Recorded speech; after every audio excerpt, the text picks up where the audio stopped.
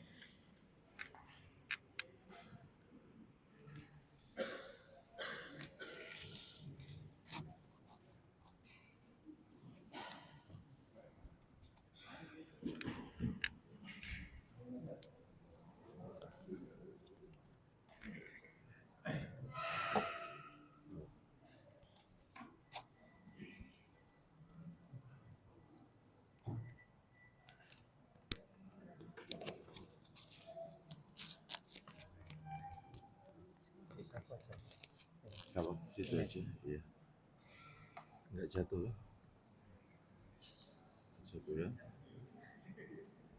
Ya.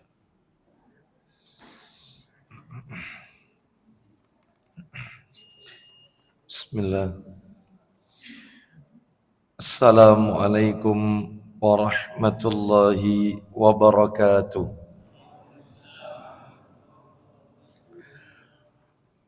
Alhamdulillahi rabbil alamin. Wassalatu wassalamu ala nabiyyina Muhammadin sallallahu alaihi wasallam. Ashhadu an la ilaha illallah wahdahu la syarika lah wa ashhadu anna Muhammadan abduhu wa rasuluh. Ya ayyuhalladzina amanu ittaqullaha haqqa tuqatih wa la tamutunna illa wa antum muslimun, amma ba'du. Fa inna asdaqal hadisi kitabullah wa khairal hadi hadi Muhammadin sallallahu alaihi wasallam wa syarral umuri muhdatsatuha wa kullu muhdatsatin bid'ah wa kullu bid'atin dhalalah wa kullu dhalalatin finnar. Ikhwan wa akhwati fillah, bapak-bapak, ibu-ibu, kaum muslimin dan muslimah, jamaah salat maghrib Masjid Darussalam yang semoga dimuliakan oleh Allah Subhanahu wa ta'ala.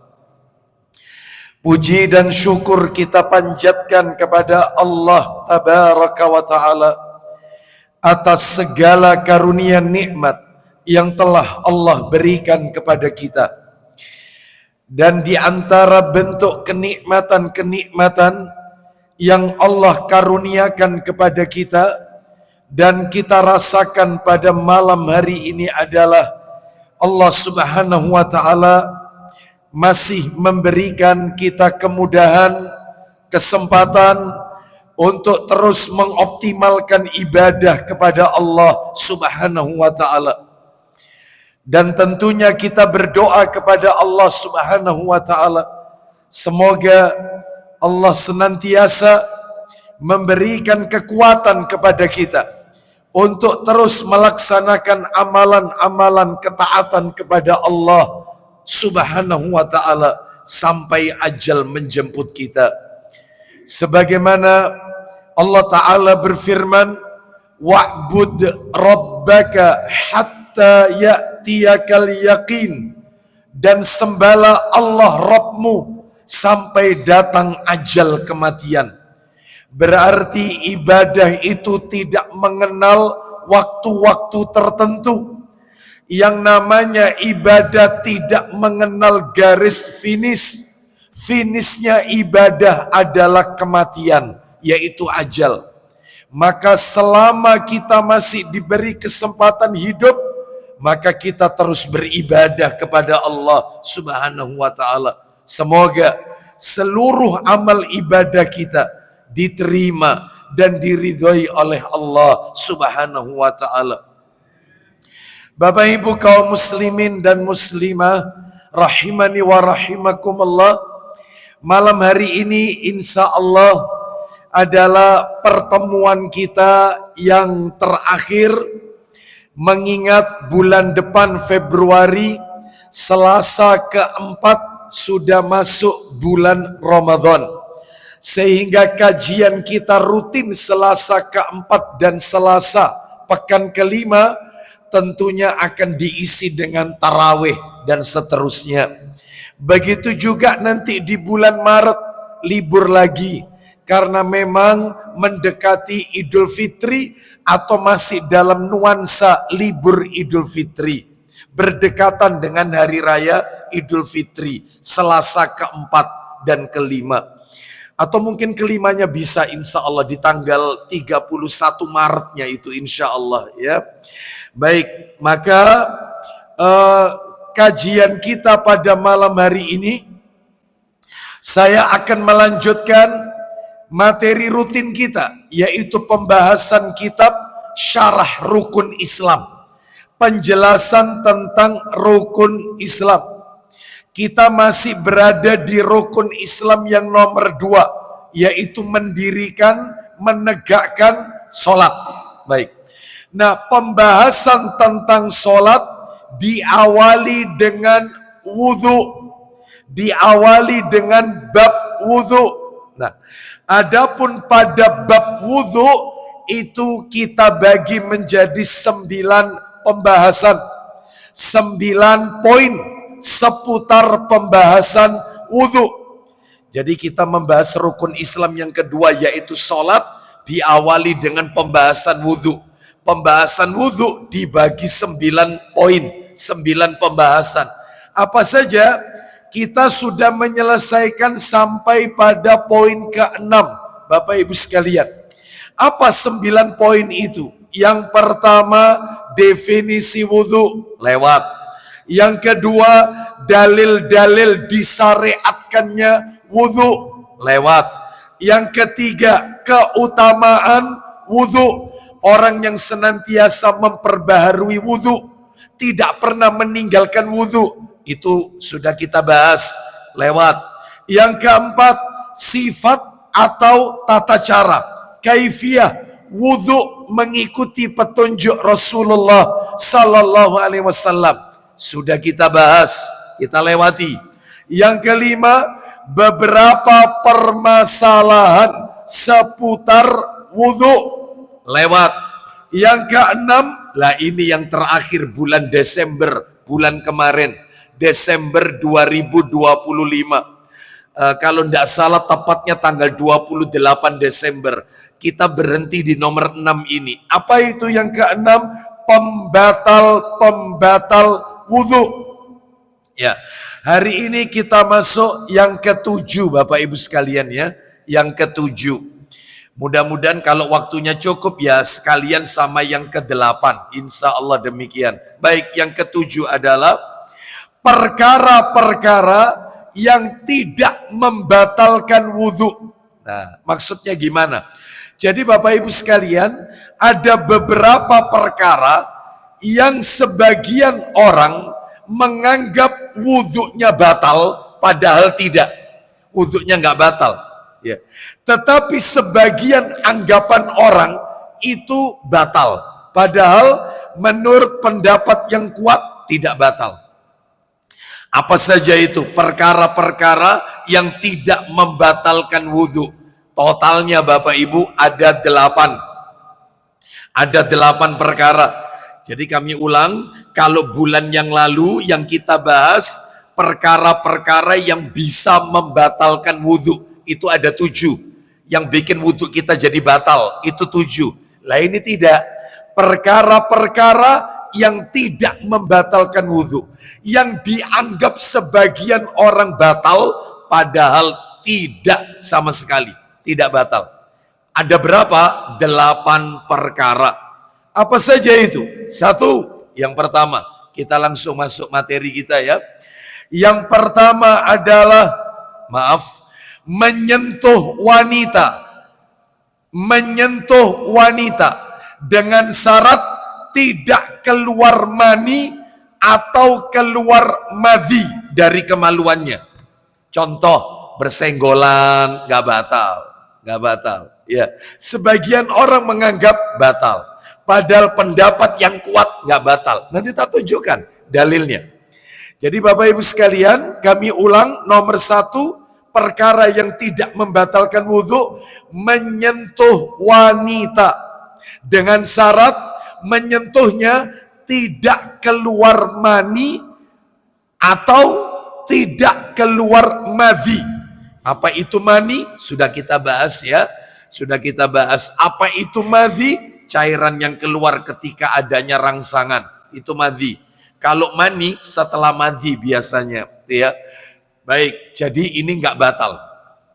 Makanya seorang suami setelah berwudu atau seorang istri setelah berwudu lalu bersalaman tangan, maka tidak membatalkan wudu. Sebab ada sebagian kaum muslimin, istrinya sudah berwudu, suaminya ingin menyentuh tangan istrinya, maksudnya ingin berpamitan, bersalaman tangan, istrinya berkata, aku sik wudu, ya nanti aja, nanti batal wuduku. Nah, itu ya. Makanya ini kita harus luruskan. Baik, mana dalilnya? Dalil. Jadi menyentuh wanita tanpa syahwat intinya ya.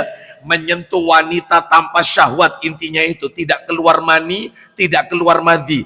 Itu tidak membatalkan wudhu. Dalilnya saya beri 2. Dalilnya tak kasih 2. Dua-duanya hadis Nabi. Yang pertama riwayat Bukhari dalam kitab Sahih Bukhari. Ya, Sahih Bukhari. Baik.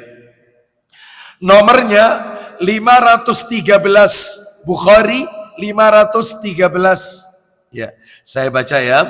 Dari Aisyah radhiyallahu anha, ia berkata, ini di nomor aslinya, Bukhari 513. Kuntu anamu baina yaday Rasulillahi sallallahu alaihi wasallam warijlaya fi qiblatihi. Artinya, saya bacakan per kalimat ya. Saya pernah tidur di hadapan Rasulullah sallallahu alaihi wasallam. Saya dimaksud di sini Aisyah radhiyallahu anha. Yang sedang waktu itu sedang sholat malam Nabi. Saya tidur di hadapan Rasulullah sallallahu alaihi wasallam yang sedang sholat malam. Ya. Terus sedangkan kedua kaki saya berada di arah kiblat beliau. Kakinya berada di arah kiblat. Jadi Nabi sujud itu menghadap kakinya Aisyah radhiyallahu anha.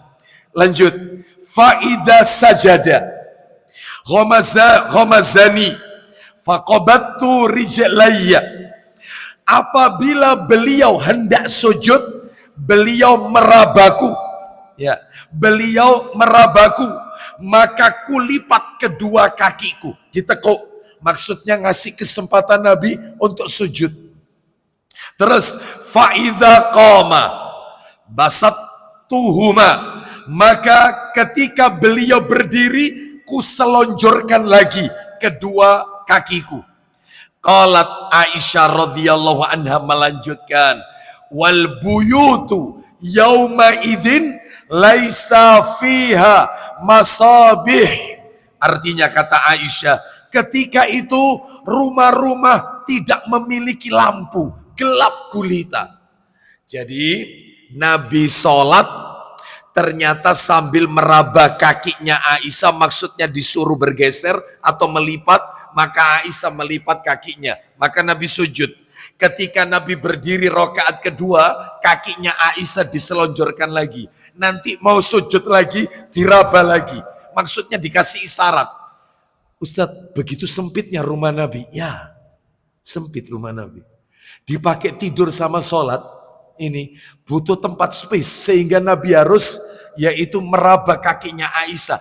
Apakah Nabi ketika meraba, sholatnya batal? Enggak, buktinya tetap diteruskan tadi. Berarti menyentuh. tanpa disertai syahwat, nggak batal wudhu. Itu kalau laki-laki menyentuh wanita, nggak batal. Sekarang dalil kedua tak tunjukkan wanita menyentuh laki-laki. Yang menyentuh wanita, kalau tadi yang menyentuh Rasulullah. Lah ini tidak, yang menyentuh wanita, wanita menyentuh laki-laki, juga nggak batal. Dalil yang kedua adalah yaitu riwayatnya riwayat An-Nasai dalam kitab Sunan An-Nasai nomornya 163 169 An-Nasai. Baik, saya bacakan dari Aisyah radhiyallahu anha, ia berkata, faqattun nabiyya sallallahu alaihi wasallam dzata lailatin faja'altu atlubuhu biyadai fawaqa'at yadi ala qadamaihi wa huma mansubatani wa huwa sajidun. Artinya, pada suatu malam aku kehilangan Rasulullah SAW dari tempat tidurnya. Aku kehilangan Nabi di tempat tidurnya. Kemudian aku mencarinya dengan tanganku, meraba-raba. Tiba-tiba tanganku menyentuh kedua telapak kaki Nabi. Sedangkan kedua kakinya dalam keadaan ditegakkan ketika beliau sedang sujud. Jadi telapak kakinya ditegakkan. Aisyah memegangnya. Waktu itu gelap gulita. Berarti yang menyentuh wanita sekarang. Apakah Nabi langsung membatalkan sholatnya, wudhu lagi? Tidak ada riwayat yang menjelaskan itu. Kesimpulan, berarti menyentuh wanita selama tidak disertai syahwat, tidak keluar madhi, tidak keluar mani, wudhunya tidak batal, sah. Senggolan di jalan, umroh. Kan umroh tawaf harus suci. Maka nggak apa-apa, nggak ada riwayat harus wudhu lagi, nggak masalah. Ya, kita dari hotel ketika menunaikan umroh berangkat ke masjid, senggol sana, senggol sini, perempuan lewat tabrakan. Apakah harus wudhu lagi? Enggak ada. Sehingga tidak perlu wudhu kembali, tidak batal wudhunya. Oh ini ya, dianggap orang batal padahal tidak.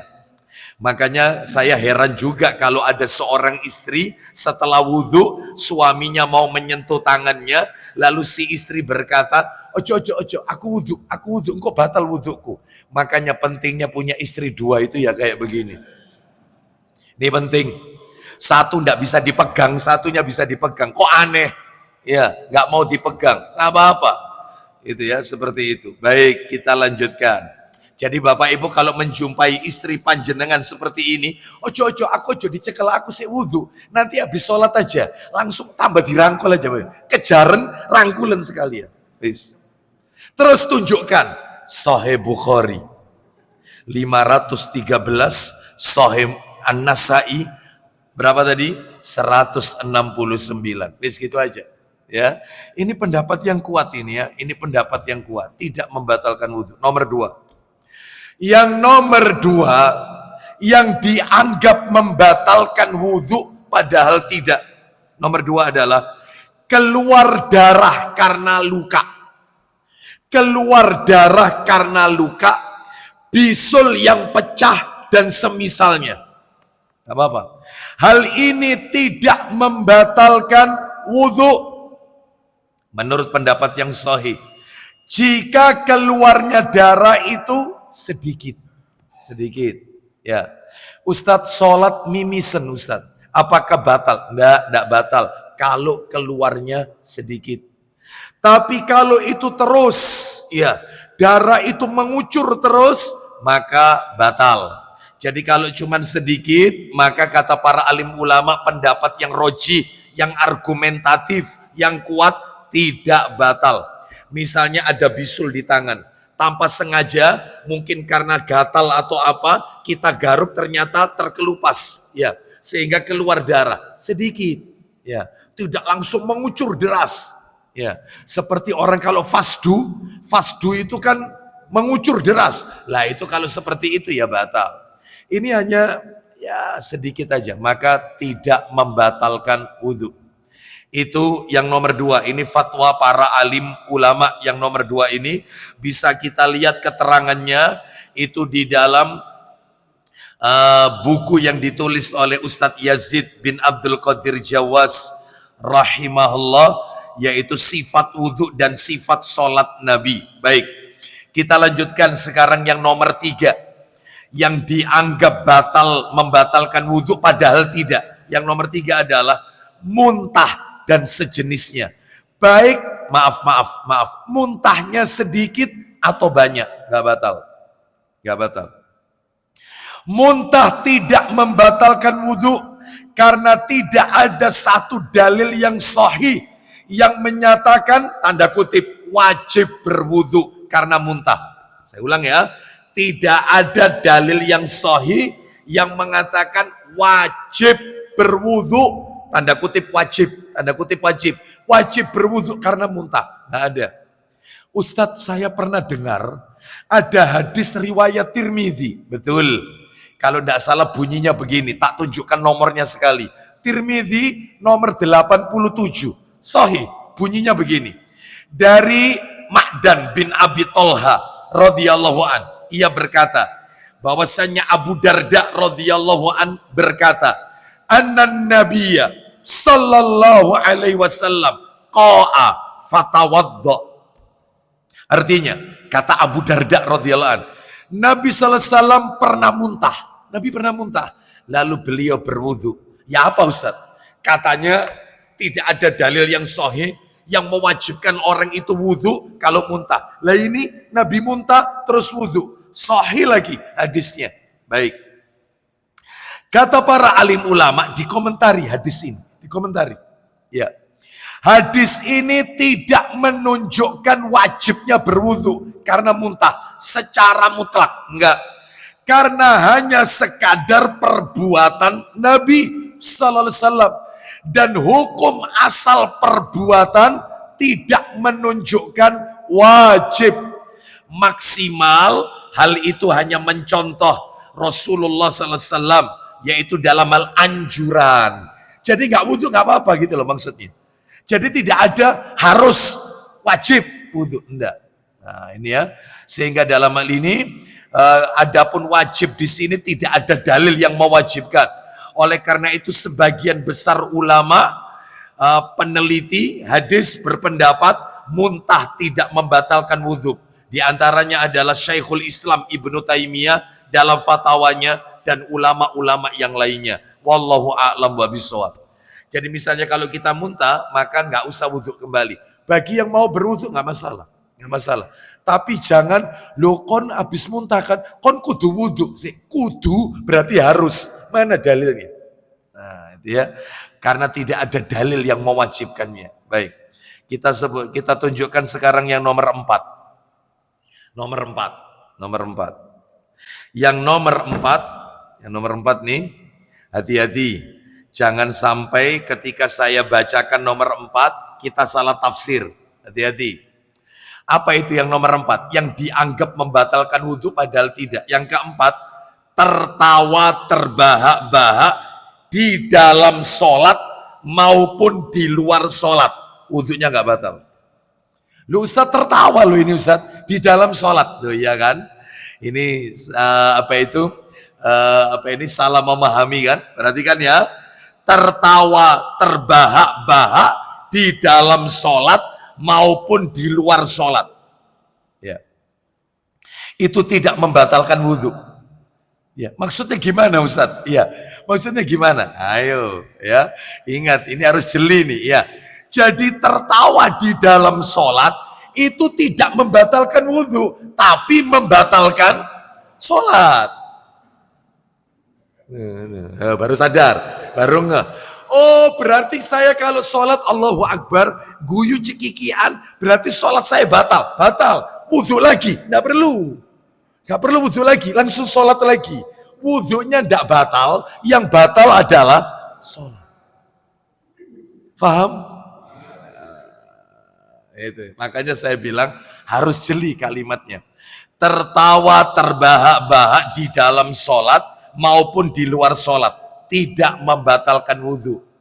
Jadi kalau misalnya kita nggak lagi sholat nih, kita habis wudhu, bertemu dengan teman kita, tertawa, terbahak-bahak, ya, maka apakah harus wudhu lagi? Tidak. Sekarang beda lagi. Kita habis wudhu, terus sholat. Allahu Akbar. Ternyata kita mendengar berita yang bikin lucu, lalu kita tertawa, terbahak-bahak. Bagaimana? Sholatnya batal, tapi tidak perlu wudhu lagi. Baik, ini adalah fatwa disebutkan oleh berdasarkan hadis dari Jabir radhiyallahu an secara mauquf. Saya bacakan ya.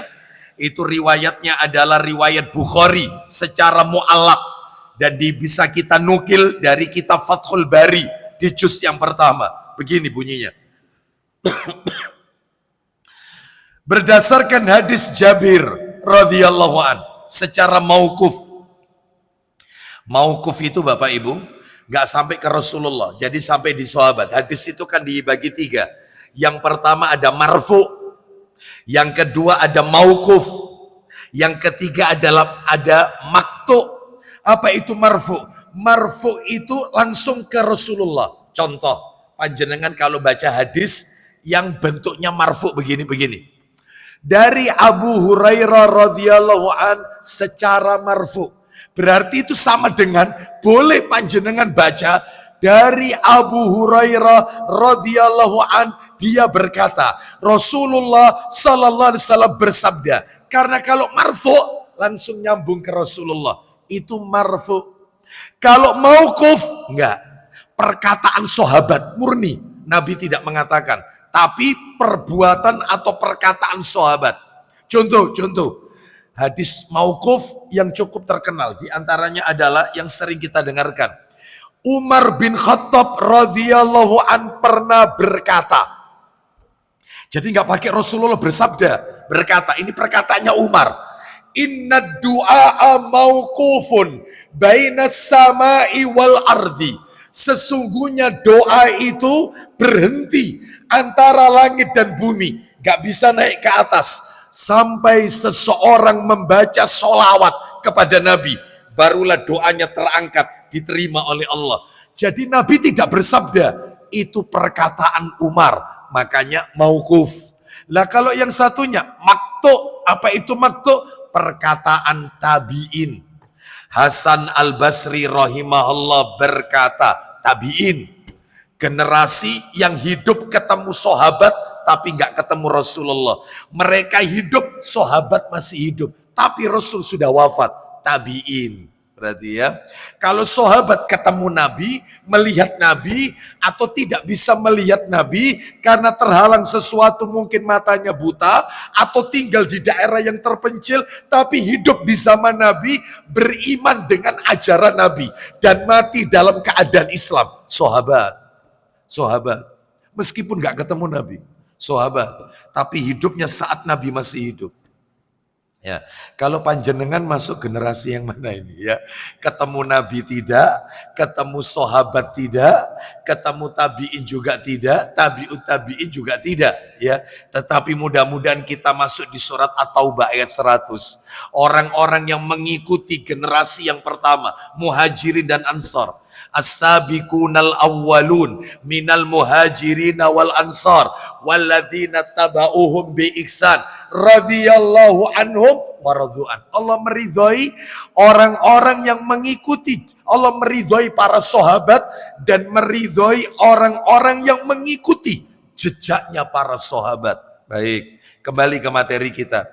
Jadi saya lanjutkan tadi dari Jabir radhiyallahu an secara mauquf, bahwa beliau ditanya tentang, jadi sahabat Jabir ditanya tentang seseorang yang tertawa dalam sholatnya. Maka beliau menjawab, ia mengulangi sholatnya dan tidak mengulangi wudhu. Wudhunya nggak perlu diulangi. Berarti setelah wudhu guyonan itu nggak batal. Ya. Nomor 5, memandikan jenazah dan mengusung jenazah itu nggak batal wudhu. Memandikan jenazah dan mengusung jenazah, Pak, Bu, maaf, khusus yang nomor 5 ini terjadi perbedaan pendapat yang cukup kuat. Cukup kuat. Maaf ya. Sebagian ulama berpendapat orang yang setelah memandikan mayit maka dia harus mandi. Habis mandikan mayit, petugas yang merawat jenazah, dia harus mandi. Sedangkan kalau dia tidak memandikan mayit, hanya ngantarkan jenazah ke pekuburan, dia ikut ke pekuburan, maka sepulangnya wudhu. Baik, ini pendapat pertama. Kita hargai dan dalilnya ada. Dalilnya adalah disebutkan, ini tak tunjukkan pendapat yang pertama ini adalah disebutkan dalam riwayat Tirmidzi nomornya 993 dari Abu Hurairah radhiyallahu anhu, dia berkata Rasulullah sallallahu alaihi wasallam bersabda, man ghassala mayyitan falyaghtasil wa man hamalahu falyatawadda. Artinya, barang siapa memandikan jenazah hendaklah ia mandi, dan barang siapa mengusung jenazah gak ikut mandikan hendaklah ia berwudu. Ini pendapat ulama yang satu tadi. Pendapat ulama yang lain nggak perlu wudhu lagi. Jadi orang kalau habis mandikan jenazah atau mengantarkan jenazah ke pekuburan, maka dia tidak perlu mengulangi wudhu kembali. Ya, asalkan ketika memandikan jenazah dia memakai sarung tangan. Karena tentunya pada saat memandikan dia menyentuh bagian vital, alat vital. Ya, maka kalau itu nggak pakai sarung tangan, nggak pakai waslap atau apa, sehingga menyentuh kemaluan mayit, maka batal wudhunya. Asalkan itu ya. Maka pendapat ulama yang nomor 2 ini adalah siapa saja yang memandikan jenazah atau mengusung jenazah, maka wudhunya tidak batal. Ini adalah pendapat yang paling kuat dari sekian banyak para alim ulama. Wallahu a'lam bishawab. Jadi Bapak Ibu kalau misalnya memilih pendapat yang pertama, silakan. Kalau mau milih pendapat yang kedua, sah-sah saja.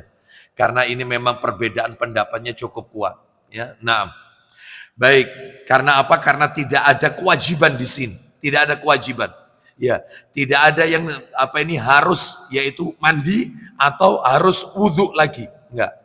Sebab pernah terjadi, yaitu para sahabat yang lain, ketika ada yang meninggal, mereka tidak mengulangi, yaitu mandi atau mereka juga wudhu kembali, tidak. Sehingga makanya terjadi perbedaan para ulama, perbedaan pendapat. Wallahu a'lam bishawab. Kebenaran hanya milik Allah Azza wa Jalla. Itu yang nomor 5. Memandikan jenazah dan mengusungnya. Nomor 6. Keraguan orang yang berwudhu akan suatu hadas. Keraguan orang yang berwudhu akan suatu hadas. Jadi orang yang berwudhu itu ragu-ragu.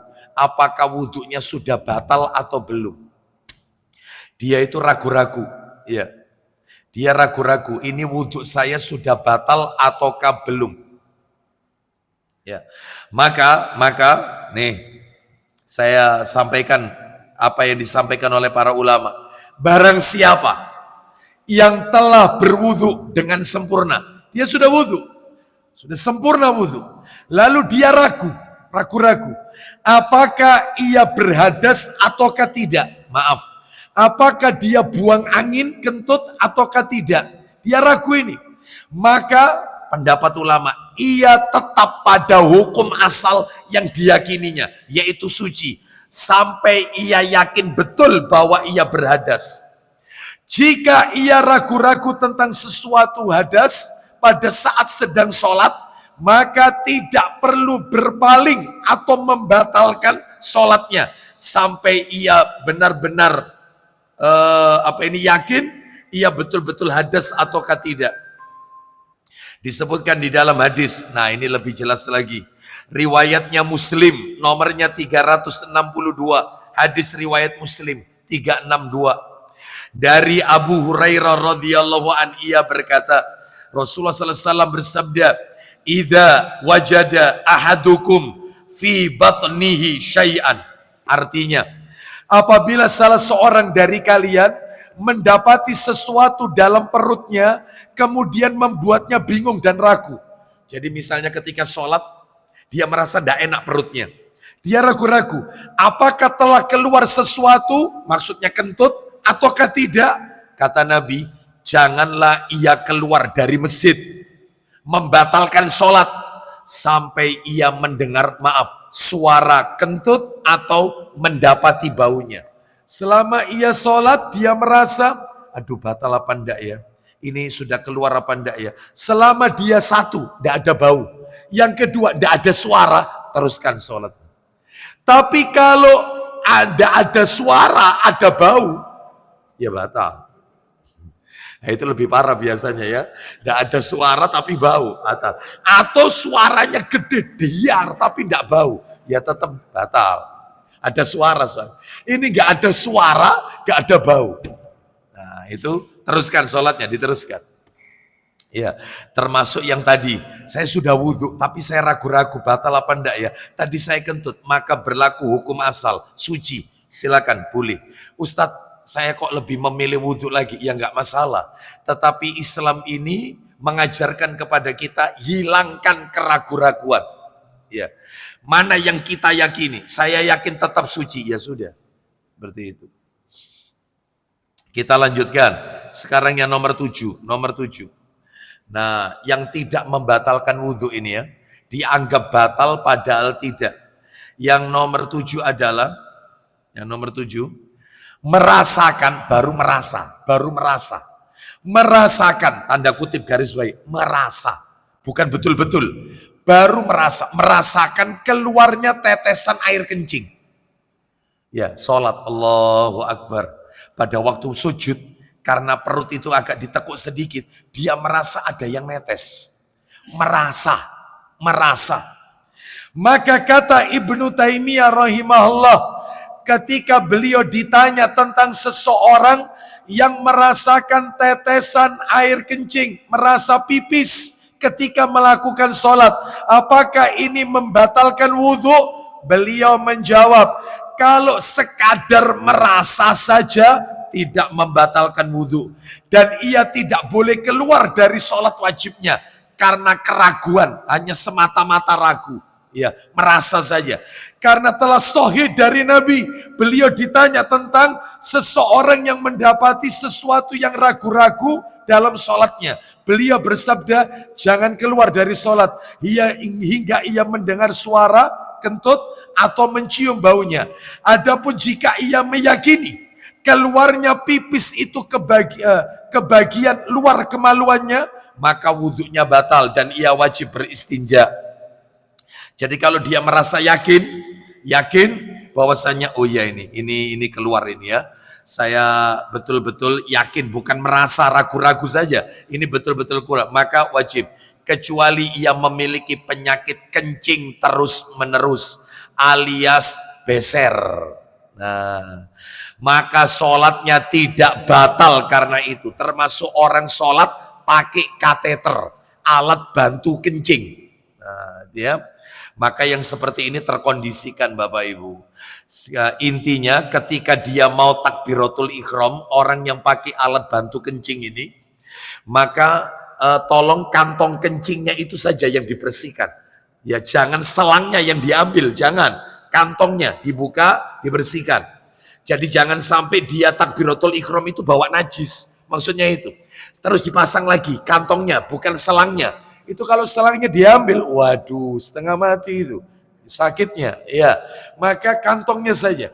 Nah, ketika sholat di tengah-tengah, pipis dia, pipis. Sehingga setelah salam, kantong kencingnya penuh. Sholatnya sah, tidak perlu diulang kembali.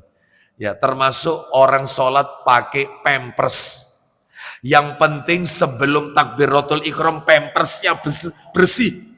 Gak ada najis. Di tengah-tengah sholat pampersnya penuh. Maka tidak perlu diulang lagi sholatnya. Ini sudah terkondisikan Bapak Ibu ya. Terkondisikan. Baik, kita lanjutkan. Yang nomor 8. Intinya tetap sholat. Sebab saya pernah menjumpai seseorang, saya kaget juga. Ada seseorang yang saya itu awalnya ditelepon oleh seseorang, Ustadz, tolong Ustadz, Ustadz kalau ada waktu silaturahmi ke rumahnya orang ini. Oh ya, kenapa? Sudahlah Ustadz, orang ini sudah sepuh Ustadz. Cuman saya itu Ustadz merasa kasihan. Lu kenapa? Dia ini sampai lama ndak sholat loh Ustadz. Lu kenapa? Kok ndak sholat? Ya, kenapa kok ndak sholat? Dia ini Ustadz beser Ustadz. Loh, seperti itu? Iya, baik. Singkat cerita saya datang. Assalamualaikum warahmatullahi wabarakatuh. Ngobrol. Sudah langsung masuk ke inti. Saya ini Ustadz kena penyakit beser ini Ustadz luar biasa. Saya baru wudhu keluar, baru duduk. Itu sudah di celana itu Ustadz, di sarung itu Ustadz. Itu sudah basah Ustadz. Saya tahu itu Ustadz. Saya tahu. Makanya saya ini tidak sholat. Terus siapa? Saya ini sholat najis ini. Kasihan ya. Karena mungkin belum tahu ilmunya. Saya sampaikan. Dengan apa yang tadi kami sampaikan. Pakai pampers. Lo nanti ketika sholat lo gak apa-apa. Yang penting takbiratul ikram bersih. Perkara nanti pipis gak apa-apa. Jangan ditahan-tahan. Ketika salam penuh pampersnya. Gak masalah. Gak usah diulang. Innamal a'malu binniat. Lah daripada ndak sholat. Pak, orang itu yang ndak sholat cuma 5 orang. 5 orang ndak wajib sholat. 5 orang ndak wajib sholat. Ya cuma 5 ini tok yang ndak wajib. Lu apa itu Ustaz? Yang pertama yang ndak wajib sholat adalah anak kecil belum balik. Itu ndak wajib sholat. Namanya belum balik, nggak ada kewajiban. Kecuali kalau ditarbiyah oleh orang tuanya dibiasakan nggak masalah. Tapi dia tidak terkena beban kewajiban syariat sholat. Nomor 1 anak kecil belum balik. Yang kedua wanita haid. Yang nomor 3 wanita nifas. Yang nomor 4 yang tidak wajib sholat adalah yang nomor 4 ini. Ya. Yang nomor 4 orang yang hilang akal, gila. Makanya Nabi bersabda riwayat Abu Dawud, rufi al-qalamu an salasatin. Pena itu diangkat alias tidak tertulis dosa 3 orang. Salah satunya anak kecil, nomor 2 hilang akal, gila. Bagaimana dia bisa sholat lawang dia merawat dirinya saja susah. Makanya orang hilang akal, tidak puasa Ramadan, tidak sholat, jalan kemana-mana. Ya, seperti itu dengan telanjang, maka dia tidak terkena beban kewajiban sudah. Yang nomor 5 orang kafir itu tidak wajib sholat. Ya cuma 5 ini toh. Lo sakit berat tetap sholat, meskipun stroke tetap sholat. Meskipun masuk ICU tetap sholat. Kok enak ninggalkan sholat? Cuma 5 toh. Yang tidak sholat itu cuma 5. Anak kecil apa dia? Bukan Ustaz. Kafir, muslim Ustaz. Haid, wong laki-laki Ustaz. Nifas, wong laki-laki Ustaz. 5 tok yang tidak sholat. Ini gak bisa. Ya, oleh karena itu maka kalau kalau ada yang tanya lah kalau yang tidak wajib puasa beda lagi. Kalau tidak wajib puasa ada 10 orang yang tidak wajib puasa, 10 orang. Siapa saja itu? Singkat, anak kecil yang belum balik, tidak wajib puasa Ramadan. Nomor 2 adalah musafir, perjalanan jauh yang memberatkan. Musafir yang memberatkan, safar yang memberatkan. Nomor 3, orang sakit menahun, sakit tidak kunjung sembuh. Nah ini baru, tidak puasa. Sakit yang tidak kunjung, sakit yang tidak diharapkan sembuh. Kanker, kemo terus, ini berat ini. Bahkan penyakitnya tidak ada obatnya, ini nggak puasa. Yang nomor 4 wanita haid, nomor 5 wanita nifas, nomor 6 wanita hamil, nomor 7 wanita menyusui, nomor 8 orang gila. Ojo cepet-cepet Pak Ustaz. Ya, ini bukan materinya, cuma anu aja ya. Terus kemudian yang nomor 9 orang lansia tua renta pekun. Sudah pekun. Ustaz, pekunnya cuma Ramadan toh. Idul Fitri waras. Ya, ini repot ini. Ya, perlu dipertanyakan pekunnya ini. Ya, lansia tua renta itu maka dia tidak wajib puasa. Nomor 10 orang kafir tidak kena beban syariat puasa Ramadan. Ustadz pekerja keras kuli bangunan tetap puasa. Nggak puasa. Siapa bilang? Tukang becak Ustadz siang-siang, tukang bangunan Ustadz siang-siang ini. Ya apa? Tetap puasa. Ustadz loro untu tetap puasa. Tidak ada. 10 tok yang tidak wajib. Oh berarti pekerja keras mereka yang ada di lapangan itu panas-panas tetap iya. Tidak ada kategori rukso. Nggak ada. Kecuali yang kerja itu orang tua renta. Lah beda. Berarti kena tua rentanya bukan karena pekerjaannya yang berat. Ya, seperti itu ya. Baik, kita lanjutkan dikit. Jadi itu tadi yang nomor 7. Yang nomor 8, yang terakhir adalah yang tidak membatalkan puasa, membatalkan sholat, membatalkan wudhu maksud saya. Tidak membatalkan wudhu, dianggap ini batal padahal tidak. Nomor 8, mencukur rambut, memotong kuku, dan melepas khuf. Nah ini. Maka semua perbuatan ini, mencukur rambut, memotong kuku, dan melepas khuf. Apa itu khuf? Ya sepatu yang terbuat dari kulit, yang biasanya dipakai, boleh dipakai di dalam masjid. Mirip seperti kaos kaki, tapi terbuat dari kulit. Khuf. Baik.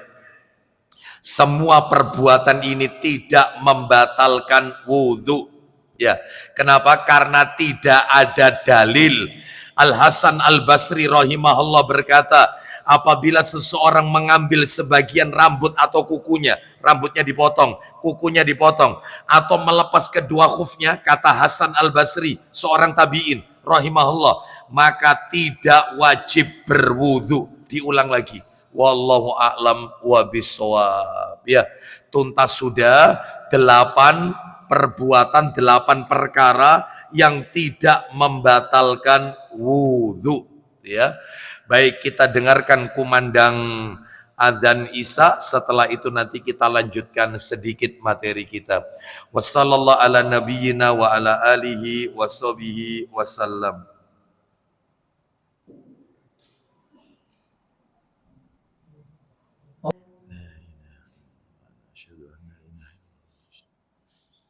Raditu billahi rabbah. Allahumma salli ala Muhammad. Allahumma barik ala Muhammad. Allahumma rabb hadhihi da'wati Allahumma inni as'aluka. Alhamdulillah wassalatu wassalamu ala Rasulillah, amma ba'd. Bapak Ibu sekalian, saya tambahkan satu lagi materinya yang nomor 8 sekarang ya, nomor 8. Jadi perkara-perkara yang tidak membatalkan wudhu tuntas. Sekarang kita masuk tambahkan materi, soalnya tinggal dikit. Yang nomor 8 ini adalah perkara-perkara yang diwajibkan kita untuk berwudhu. Wajib berwudhu, harus wudhu, nggak boleh tidak. Saya ulang, yang nomor 8 ini perkara-perkara yang diwajibkan bagi kita untuk berwudhu. Harus wudhu. Kalau tidak wudhu, tidak sah. Harus wudhu. Ternyata Bapak Ibu cuman ada 2 saja. Makanya ini singkat aja kok. Baik, perkara yang kita diwajibkan untuk wudhu cuman 2 saja. Yang pertama, ketika akan melaksanakan sholat, harus wudhu. Nggak wudhu nggak sah. Mau sholat. Mana dalilnya? Dalilnya adalah saya beri 2. Yang pertama adalah surat Al-Maidah ayat 6, nanti dibaca sendiri. Ya, surat nomor 5 Al-Maidah ayat 6. Dan yang kedua adalah dalilnya riwayat Muslim, hadis riwayat Muslim. Nomornya 224. 224. Nabi bersabda, la tuqbalu salatun bi ghairi tuhurin wala sadaqatun min ghululin. Artinya, tidak diterima oleh Allah sholat yang dilakukan tanpa bersuci. Loh, sholat nggak pakai wudhu nggak diterima oleh Allah. Sholat tanpa bersuci nggak diterima. Dan tidak diterima pula sodako yang diambil dari hasil penipuan, korupsi, khianat, ya dan seterusnya. Baik, jadi yang pertama adalah mau sholat harus wudhu. Yang kedua terakhir, perkara yang diwajibkan bagi kita untuk wudhu. Nomor 2, Tawaf, mengitari Ka'bah. Ustadz, kalau sa'i tidak harus wudhu. Jadi ketika kita sa'i, Safa Marwah, itu wudhu kita batal, maka nggak apa-apa diteruskan, tidak harus suci. Sa'i tidak harus suci. Yang harus suci, tawaf. Ya. Baik, kita lihat dalilnya di mana. Tawaf di Baitullah. Tawaf di Baitullah, Ka'bah. Sebab ada tawaf itu tidak di Baitullah, ada di kuburan orang soleh, ada Ya, ini syirik ini. Ini di Baitullah. Di mana Baitullah? Yaitu Baitul Atiq yang ada di dalam Masjidil Haram, yaitu Ka'bah, kiblat bagi seluruh kaum muslimin. Berdasarkan dalil riwayat Tirmidzi nomornya 960 Tirmidzi, Nabi bersabda, "At-tawafu bil baiti salatun illa annallaha abaha fihil kalam." Artinya, tawaf di Baitullah adalah seperti sholat. Hanya saja Allah memperbolehkan bicara di dalamnya.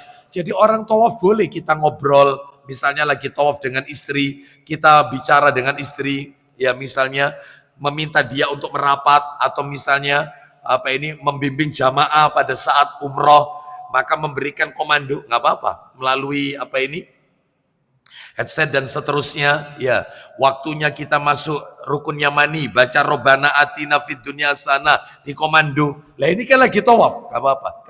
Kata Nabi, tawaf itu seperti sholat. Hanya saja ketika tawaf boleh bicara. Adapun pembicaraannya pembicaraan yang bermanfaat. Ya, lah ini tidak. Saya pernah bimbing orang jamaah umrah tawaf. Begitu tawaf, pembicaraannya nggak manfaat. Apa katanya? Ustadz, wong gini ki ayu-ayu Ustaz yo. Nggak bener ini. Ya, saya habis lihat kayak gini Ustaz, mata biru-biru, ijo-ijo. Lalu pulang ke rumah lihat istri, beda langit dan bumi Ustaz.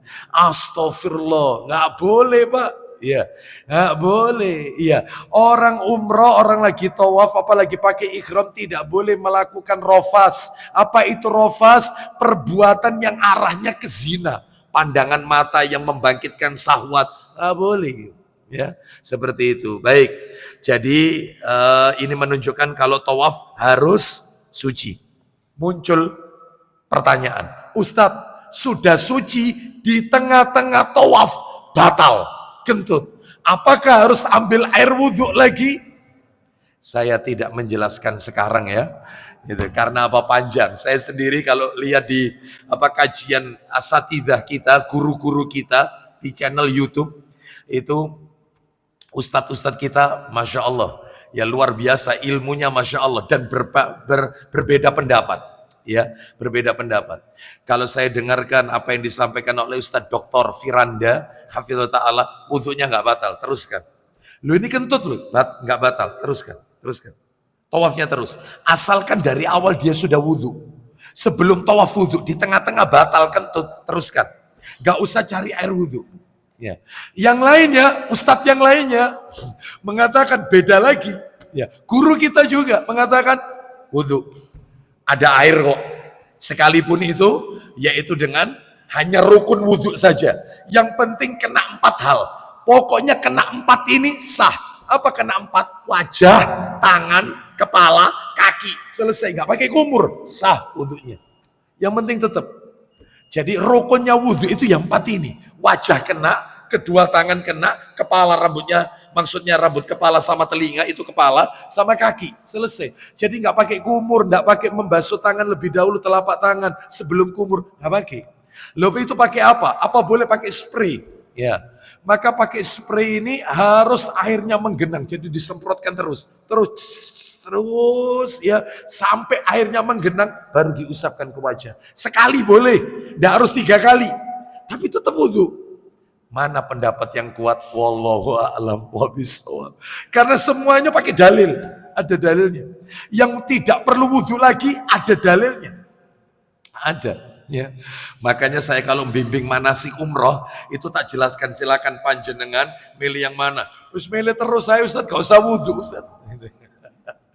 Karena tak setelkan YouTube-nya Ustaz kita. Nih kajiannya. Bukan kata saya, ini kata guru kita. Nih, yang satu ini Ustaz kita lagi nih. Saya setelkan Ustaz Ahmad Zainuddin, Ustaz yang lain dan guru-guru kita yang lain. Nih, mau pilih yang mana? Sekarang, saya pilih yang ini. Ya wis lah, sudah. Ya, itu kebenaran hanya milik Allah Azza wa Jalla. Ya, kita nggak boleh memaksa orang. Semuanya ada dalilnya. Wallahu a'lam bishawab. Insya Allah berikutnya kita tinggal nomor 9 ya. Apa itu nomor 9? Perkara-perkara yang disunahkan kita untuk berwudu. Disunahkan, dianjurkan. Lah itu banyak, ada 14 perkara. Insya Allah di lain kesempatan. Kita tutup. Apa itu? Sudah ini waktunya. Mohon maaf, insya Allah lain kesempatan ya. Karena sudah habis waktunya ya. Kita akhiri, semoga Allah meridhai semua amal ibadah kita. Semoga Allah mempertemukan kita dengan bulan Ramadan di tahun ini. Semoga Ramadan di tahun ini bukanlah Ramadan yang terakhir bagi kita, tetapi Allah masih memberikan kesempatan kepada kita untuk menikmati indahnya Lailatul Qadar di masa-masa yang akan datang. Wassallallahu ala nabiyyina wa ala alihi wa sahbihi wasallam. Subhanakallahumma wa bihamdika asyhadu an la ilaha illa anta astaghfiruka wa atubu ilaik. Wa akhiru da'wana anil hamdulillahi rabbil alamin. Assalamualaikum warahmatullahi wabarakatuh.